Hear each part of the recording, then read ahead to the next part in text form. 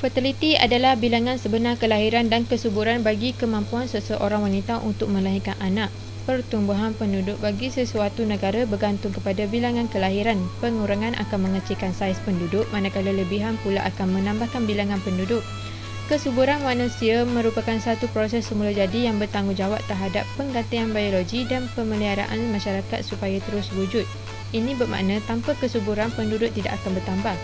Indikator fertility iaitu kadar kelahiran kasar CBR merupakan nisbah bilangan kelahiran hidup kepada jumlah penduduk biasanya bagi setiap 1000 penduduk. Seterusnya, kadar kesuburan jumlah TFR merupakan bilangan anak yang akan dilahirkan oleh seorang wanita sepanjang tempoh reproduktifnya iaitu pada umur 15 sehingga 49 tahun. Kadar kesuburan umur tertentu merupakan nisbah bilangan anak kepada jumlah wanita dalam kumpulan umur tertentu biasanya bagi setiap 1000 wanita. Kelahiran akan menentukan struktur umur di sesebuah negara di mana kelahiran yang tinggi mempunyai struktur umur yang lebih muda berbanding kelahiran yang rendah jika dalam jangka masa panjang akan mengakibatkan ramai warga emas yang akan mengalami isu penuaan. Ini merupakan piramid penduduk Malaysia pada tahun 1970 dan 2020 yang menunjukkan perbezaan struktur penduduk Malaysia yang berlaku pada tempoh tersebut. Pada piramid 2020, kedua-dua jantina lelaki dan perempuan menunjukkan graf penurunan bagi kelahiran dan juga generasi muda pada tempoh tersebut. Graf kelahiran kasar Malaysia pada 1980 sehingga 2018 menunjukkan kadar kelahiran kasar dan bilangan kelahiran menurun pada 2018. Kadar kelahiran kasar mencatatkan penurunan daripada 30.6 kepada 15.5 daripada 1980 sehingga 2018 bagi setiap 1000 penduduk.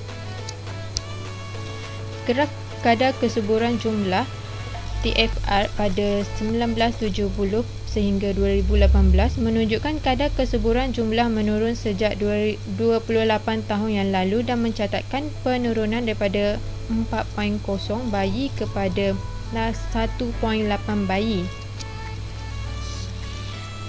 Kadar kesuburan jumlah mengikut kumpulan etnik utama iaitu pada 2019 sehingga 2018 menunjukkan penurunan kadar kesuburan jumlah TFR bagi semua kumpulan etnik utama di Malaysia bagi tempoh 2008 hingga 2017.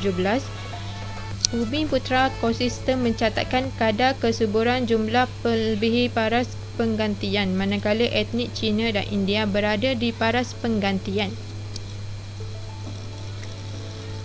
Kesuburan dipengaruhi oleh dasar kerajaan, struktur, status sosioekonomi dan sosio-budaya. Peralihan fertiliti di Malaysia ini boleh disifatkan sebagai kesan daripada peningkatan taraf hidup yang telah mengubah aspirasi material anggota masyarakat. Memandangkan kos pemeliharaan dan pengasuhan anak semakin meningkat, saiz keluarga yang kecil semakin diterima umum dan dianggap sebagai norma di kalangan anggota masyarakat.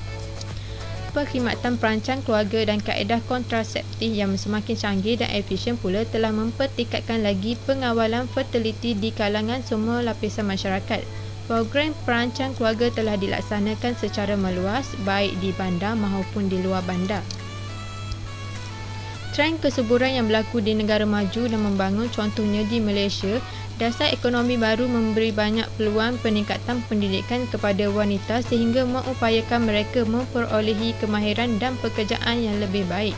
Bagaimanapun, perubahan ini telah melewatkan usia perkahwinan mereka.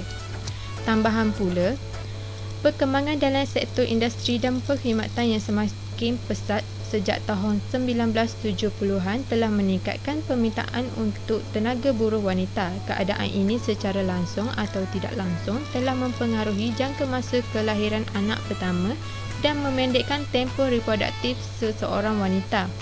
Dengan itu, trend kelahiran yang semakin menurun telah menjadi norma biasa dan berkekalan. Gambar ini menunjukkan kadar kelahiran kasar, kadar kematian kasar dan kadar kesuburan jumlah mengikut negara terpilih pada 2018. Indonesia 2.3 dan Filipina 2.6 telah mencatatkan kadar kesuburan jumlah TFR di atas paras penggantian. Ini adalah selari dengan kadar kesuburan kasar yang tinggi yang direkodkan bagi kedua-dua negara tersebut, manakala Korea Selatan telah mencatatkan kadar kesuburan jumlah yang paling rendah iaitu 1.0 dengan kadar kesuburan kasar iaitu 6.4.